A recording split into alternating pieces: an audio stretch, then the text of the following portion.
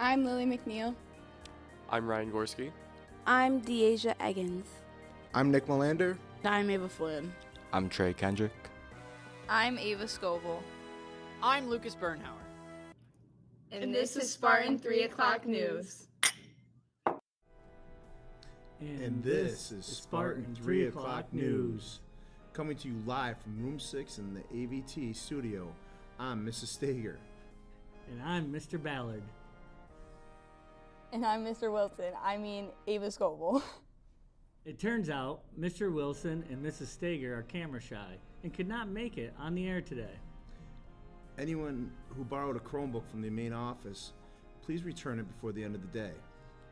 For today's 3 o'clock encore, we have an interview with Mr. Underwood and episode 2 of Spartan This or That. Stay tuned to watch the fun questions and answers. Even though Mr. Wilson is camera shy, which doesn't sound unbelievable, he recorded a message for students and teachers celebrating Teacher Appreciation Week. Let's take a look. Thank you, Mr. Ballard and Mrs. Stager. As you know, it is Teacher Appreciation Week here at Maynonwell High School. I am confident that we have the best of the best, and they make me incredibly proud to walk into this building every single day. Teachers are often described as unsung heroes. Spartans, for the last 20-ish days of the school year, let's treat them like the true heroes that they are. Listen to them, grind in the classroom for them, and find time to thank them. The teachers in this building have dedicated their lives to trying to set you up for the best possible future, so you can go out there and have a substantial impact on the world. Spartans, your future is bright in large part because of the teachers you see every day. Celebrate your teachers. They deserve it. On a separate note, students, as we wind down the school year, do not let off the gas.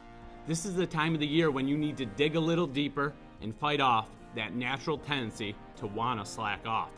Show up, work hard, and go out and crush your finals and exams. Be a closer. Stay classy, Spartans.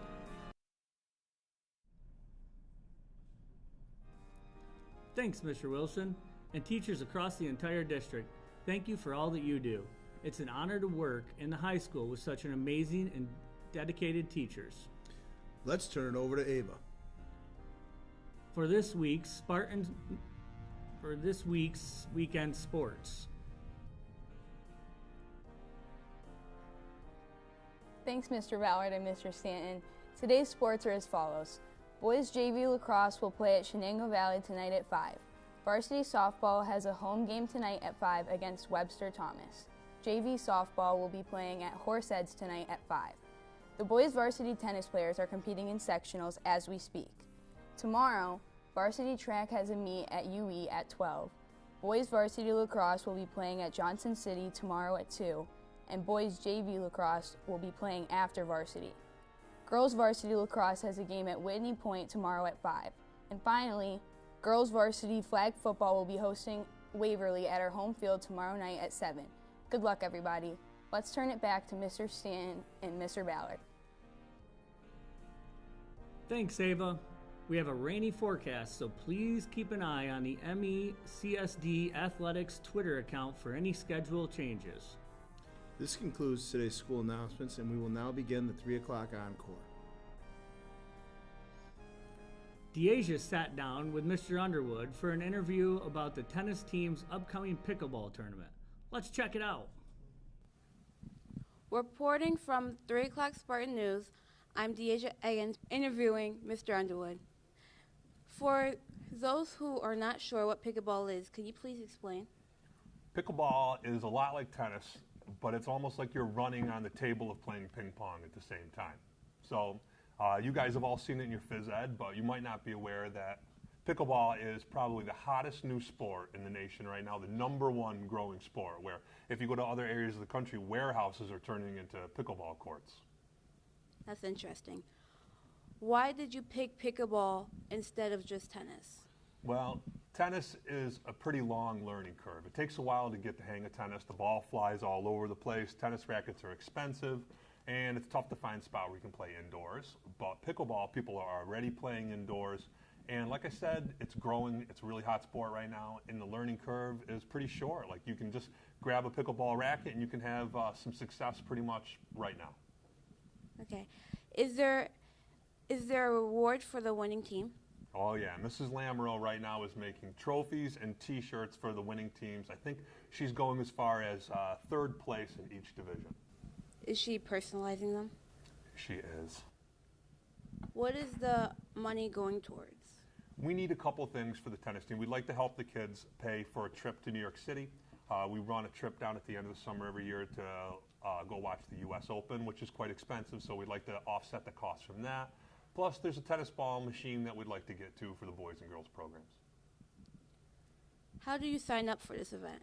There is a link through Google right now where there's a QR code that we'll be posting through school. It's on Facebook and also on the school webpage. We're going to be putting that up in the hallway shortly as well, where you just scan the QR code. It'll let you right into the Google form, and you can sign up until one of 4 tournaments. There's one just for kids called Beginner and Students.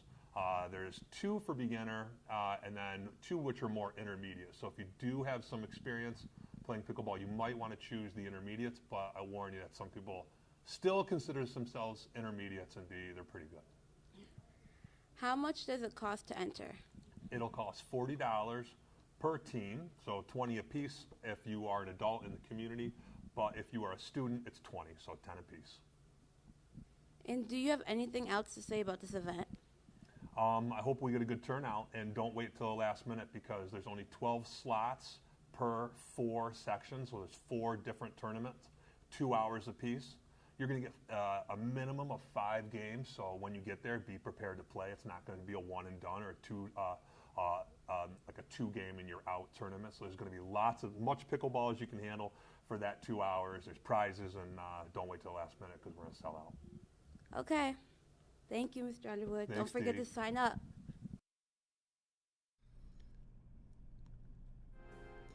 The pickleball tournament is Saturday, June 1st at the high school tennis courts. The entry fee is $40 per team, and you can scan the QR code to sign up. And now for our segment, This or That, presented by Deasia, Lucas, and Nick. This is for Spartan This or That. Okay. If bugs could produce milk, would you drink it, and which bug? If bugs could produce milk, Yeah. how is that a this or that question? I think a ladybug would probably make like strawberry milk or something. So, I mean, I guess I would be willing to try it. I would go with a big bumblebee because they're fuzzy and big, and I can also attack them. What bug would you drink from?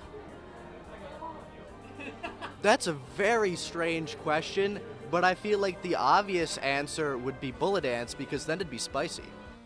Why would you want to attack them if they're giving you milk?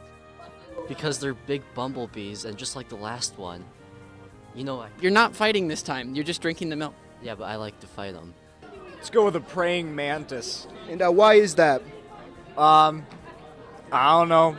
They could make some milk. He's got a good point. They could make some milk.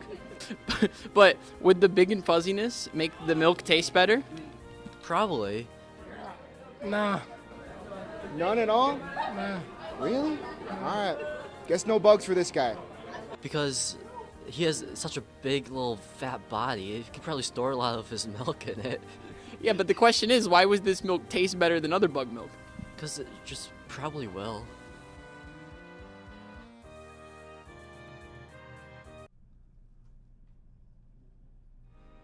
Awesome job. Mr. Ballard, what bug's milk would you drink? I really enjoy a glass of woolly bear caterpillar milk with my cookies. How about you? I live life dangerously and drink my milk from the puss moth, which happens to be an endangered species. How about Mrs. Stager? Oddly enough, she drinks firefly milk so she can light up the night for her evening jogs. You can check out the full episode on YouTube to scan the QR code and have your questions featured next week. Signing off for Spartan 3 O'Clock News, where it's 3 o'clock somewhere. I'm Mr. Stanton. And I'm Mr. Ballard. Stay classy, Spartan Country.